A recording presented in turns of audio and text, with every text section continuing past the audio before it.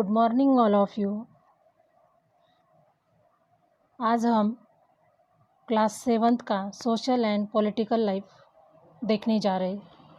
इसमें lesson number 1 समानता means equality. Bharat एक लोकतंत्रीय देश है। ये हमने कक्षा 6 के पुस्तक में देखा है। लोकतंत्री सरकार के मुख्य तत्वों के बारे में पढ़ा था, जैसे लोगों की भागीदारी, संघर्षों का शांतिपूर्ण समाधान, समानता और न्याय। समानता लोकतंत्र की मुख्य विशेषता है और इसकी कार्यप्रणाली के सभी पहलुओं को प्रभावित करती है। इस अध्याय में आप समानता के बारे में और अधिक जानेंगे।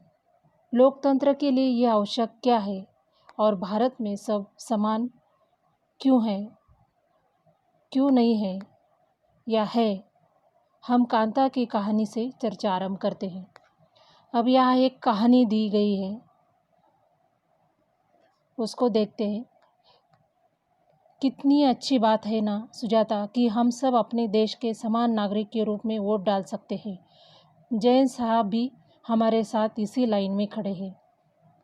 हाँ बिल्कुल, यानी जो कांता है वो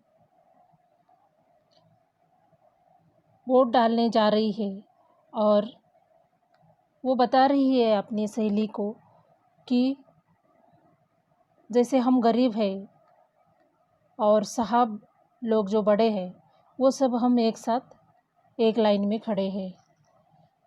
चल कांता, अब तेरी बारी आई। मैं तो उसे वोट दूंगी जिसने हमारे मोहल्ले में पानी की पाइपलाइन लाने का वादा किया है।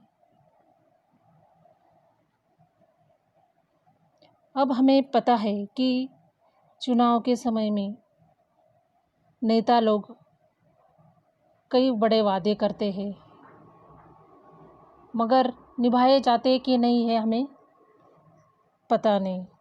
फिर भी जो हमारी काम की चीज़ है उसके बारे में किसी ने वादा किया तो हम उसको वोट डालना चाहेंगे। बाद में आना कांता जी। नमस्ते साहब।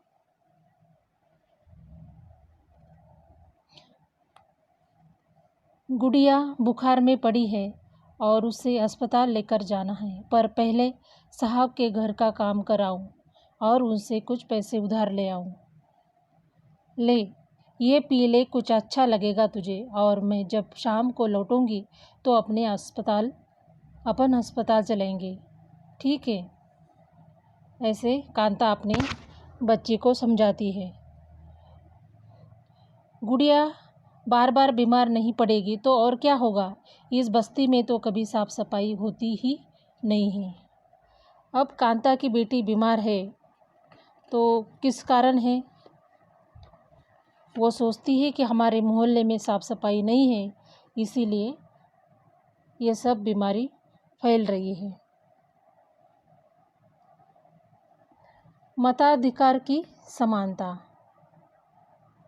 भारत जैसे एक लोकतंत्रीय देश में सभी वयस्कों को मत देने का अधिकार है, चाहे उनका धर्म कोई भी हो, शिक्षा का स्तर या जाति कुछ भी हो, वे गरीब हो या अमीर।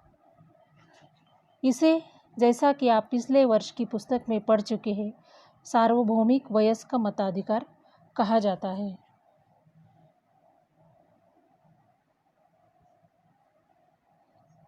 यानी हमारे देश में ऐसे नियम हैं कि 18 वर्ष जिसने पूरे किए हैं वो चाहे गरीब हो या अमीर हो, सभी को वोट डालने का अधिकार है।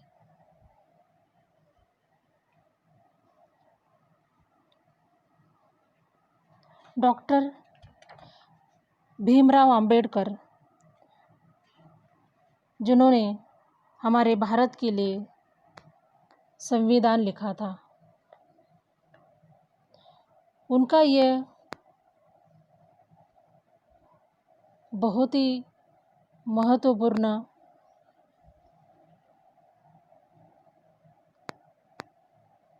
लाइन्स है। अपने आत्मसम्मान को दांव पर लगाकर जीवित रहना अशोभनीय है। आत्मसम्मान जीवन का सबसे जरूरी हिस्सा है, इसके बिना व्यक्ति नगण्य है।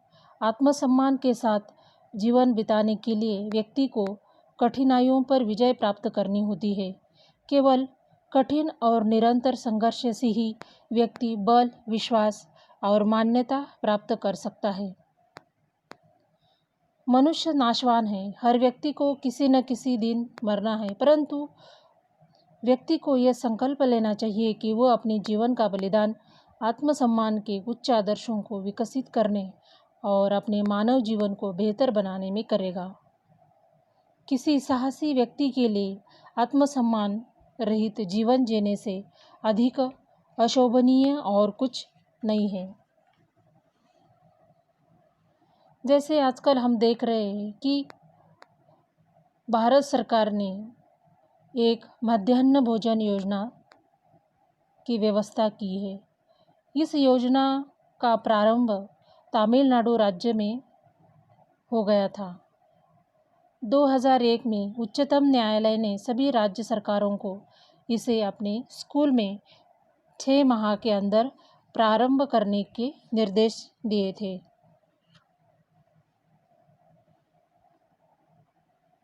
अफ्रीकी अमेरिकनों के साथ असमानता को लेकर एक विशाल आंदोलन प्रारंभ हो गया था, जिसे नागरिक अधिकार आंदोलन यानी सिविल राइट्स मूवमेंट कहलाया गया।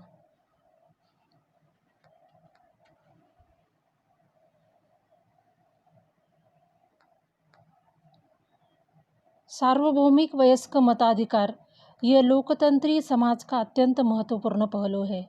इसका अर्थ है कि सभी वयस्क 18 वर्ष एवं उससे अधिक आयु के नागरिकों को वोट देने का अधिकार है, चाहे उनकी आर्थिक, सामाजिक पृष्ठभूमि कुछ भी हो।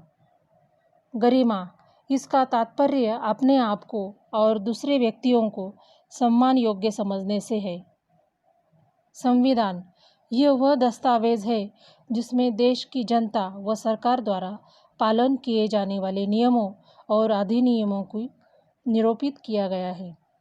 नागरिक अधिकार आंदोलन, एक आंदोलन जो संयुक्त राज्य अमेरिका में 1950 के दशक के अंत में प्रारंभ हुआ और जिसमें अफ्रीकी अमेरिकन लोगों ने नस्लगत भेदभाव को समाप्त करने और समान अधिकारों की मांग की।